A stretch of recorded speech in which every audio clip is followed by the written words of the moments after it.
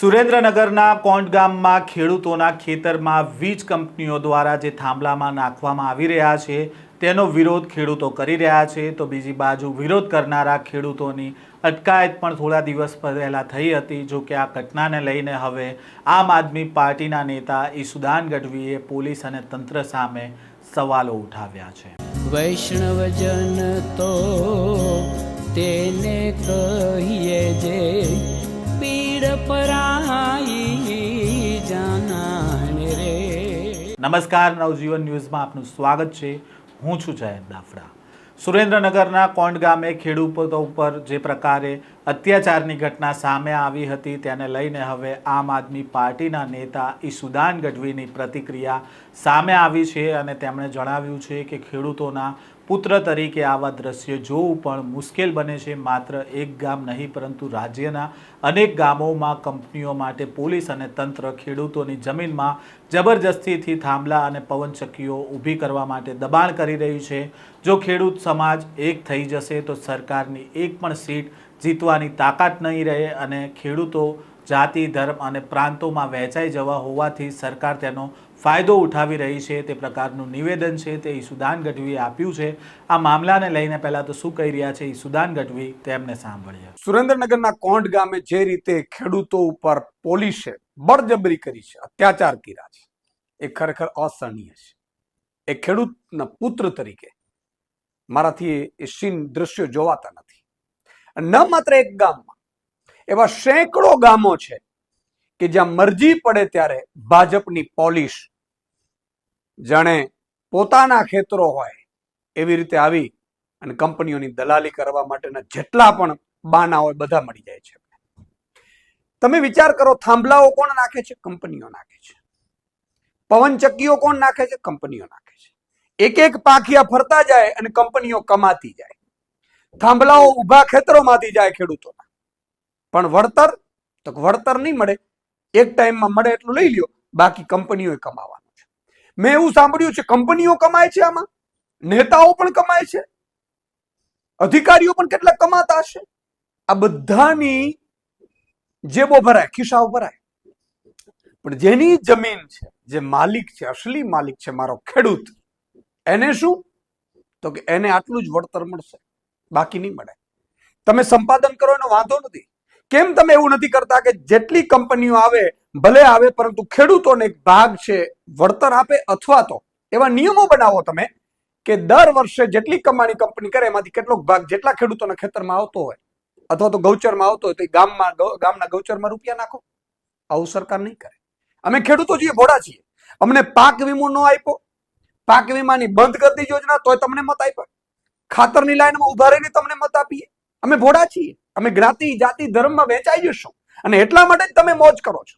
અમે ખેડૂત જે દિવસે ખેડૂતનો દીકરો બધું ભૂલીને એક થશે તો તમારી કોઈની ઓકાત નથી કે તમે એક સીટ જીતી શકો, પરંતુ અમે એક નહીં થઈ શકીએ। અમે જ્ઞાતિઓમાં વહેંચાયેલા છીએ, જાતિઓમાં વહેંચાયેલા છીએ, ધર્મમાં વહેંચાયેલા છીએ।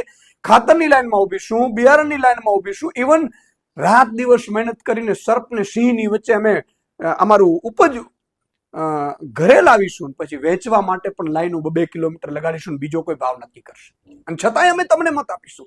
અમને ખબર છે કે સિસ્ટમમાં ગડબડ છે, છતાંય અમે બોરવાઈ જઈએ છીએ। પણ કહેવાનું એટલું મારી વિનંતી છે સરકારને, નેતાઓને, અધિકારીઓને કે અમે ભોળા છીએ। ખેડૂતો તમને મતની બીક જ નથી। હમણાં તાલુકા જિલ્લા પંચાયતની ચૂંટણી ગઈ, તમે જ્યાં જેટલી જગ્યાએ ભાજપના વિરુદ્ધ હતું એ બધી જગ્યાએ પાછી ભાજપ જીતી છે અને જીતે છે એટલે તમે એમ માનો છો ખેડૂતો તો 2 દિવસનો વિરોધ હશે પછી શમી જશે, પણ તમે ઈશ્વરથી તો ડરો, ભગવાનથી તો ડરો। આજે ઘણા લોકો એમ કહે છે કે સુદાનભાઈ તમે રાજનીતિમાં શું કામ આવ્યા ને શું જરૂર છે, પત્રકાર થતા બરોબર હતા, શું ચીસો જ પાડવાની છે? આજે વિપક્ષમાં 5 વર્ષ થઈ ગયા, જે જગ્યાએ આંદોલન કરીએ છીએ, જે આંદોલનમાં ખેડૂતોને ઉભા રાખીને ત્યાં ભાજપ જીતી જાય એટલે ભાજપ પણ અમને મેળા મારે છે કે જુઓ તમે કહેતા હતા ને ખેડૂતો નારાજ છે, મજૂરો શ્રમિકો, ત્યાં તો અમે જીત્યા છીએ અને વાત એ સાચી છે। મતદાન ગમે ત્યાંથી લઈ જાય છે, જ્ઞાતિના નામે, જાતિના નામે, ધર્મના નામે। પણ કહેવાનો મતલબ એ છે કે આવું અત્યાચાર ક્યારેય ન કરો। રાજા રાવણનો પણ અહંકાર નથી રહ્યો અને અત્યાચાર નથી રહ્યો। તમે શું ચીજ છીએ? આજે મુખ્યમંત્રીશ્રીને મારી વિનંતી છે કે આ જેટલા પણ અહીંયા માત્ર અહીંની નહીં, કોંટ ગામના નહીં, આ પેલા કચ્છમાં હતા, જે પણ પ્રાઇવેટ કંપનીઓ છે જામનગર સુધી જવાની છે, સેંકડો ગામો આવશે. આજે આનો વારો, કાલે બીજાનો વારો આવશે. મારા ખંભાળિયા વિસ્તારમાં પણ કેટલાય થાંભલાઓ પડી રહ્યા છે. જ્યાં ભાજપની જીતાડી છે ત્યાં જ હવે ભાજપના લોકો થાંભલાઓ નાખી રહ્યા છે અને લોકો ઉપર અત્યાચાર કરી રહ્યા છે. આ દરેક જગ્યાનો પ્રશ્ન છે. અને ઘણી જગ્યાએ એમ કે સુદાનભાઈ આવો, સુદાનભાઈ આવીને શું અમે, ચાલો આવી ગયા, આંદોલન કરીએ, પછી શું? પછી ભાજપ પણ એમ કે છે કે મત તો અમને જ આપે છે આ લોકો. એનોય અમને વાંધો નથી, મત જેને આપવું હોય.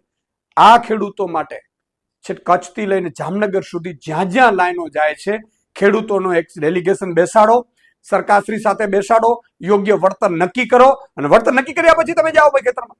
અધિકારીઓ જાય છે મરજી પેડવી રીતે. કેટલાક ખેડૂતોના મેં એક વિડીયો જોયો હતો જામકંડોળા સાઈડનો, એ જાડેજાભાઈ તો આત્મહત્યા કરવા સુધીના પ્રયત્ન કરી રહ્યા છે. આવું શું કામ થઈ રહ્યું છે? એકવાર આપણે ધંધોળવાની જરૂર છે. કંપનીઓ કમાશે, કમાય એમાં વાંધો નથી, પણ કંપનીઓ એ કમાય તો ખેડૂતો કેમ ન કમાય? ખેડૂતોના ખેતરમાં કેમ થાંભલા નાખે છે એને વળતર ન મળે? યોગ્ય વળતર એ આપો ને. હું તો એમ કહું છું, આમ આદમી પાર્ટીની સરકાર આવે તો વાત અલગ હતી, તો કોઈના બાપની તાકાત નહોતી, અત્યારે જાત. એટલા માટે રાજનીતિમાં આવ્યા છે કે ખેડૂતની તાકાત, ખેડૂતને ખેતરમાં કોઈ ઘૂસી ન શકે, કલેક્ટર કે એસપી. આજે એવા નિયમો બનાવત કે કંપની કમાય એમાંથી કેટલાક ટકા દર વર્ષે મળવા જોઈએ, પણ એ નહીં કરી શકો તમે. પણ યોગ્ય વળતર તો અપાવો. બધા અમારા ખેડૂતોને વિનંતી છે, દરેક પક્ષના ખેડૂતોને વિનંતી છે, દરેક જે રાજનીતિમાં નથી એ ખેડૂતોને વિનંતી છે, એક થાવ મારા વાલા. અને આના માટે ખેડૂતો માટે કમસે કમ આપણે અવાજ ઉઠાવીએ, કમસે કમ સોશિયલ મીડિયા ઉપર અવાજ ઉઠાવીએ અને ખેડૂતોને સહયોગ આપીએ. હું ભાજપના નેતા ખેડૂતોને પણ કહું છું, ભાજપના આગેવાન ખેડૂતોને પણ કહું છું, કિસાન સંઘને પણ કહું છું કે આવો આ ખેડૂતોના પ્રશ્નો માટે આપણે સૌ એક થઈ લડત ચલાવીએ અને ખેડૂતો માટે એક બનીએ. જય જવાન, જય કિસાન.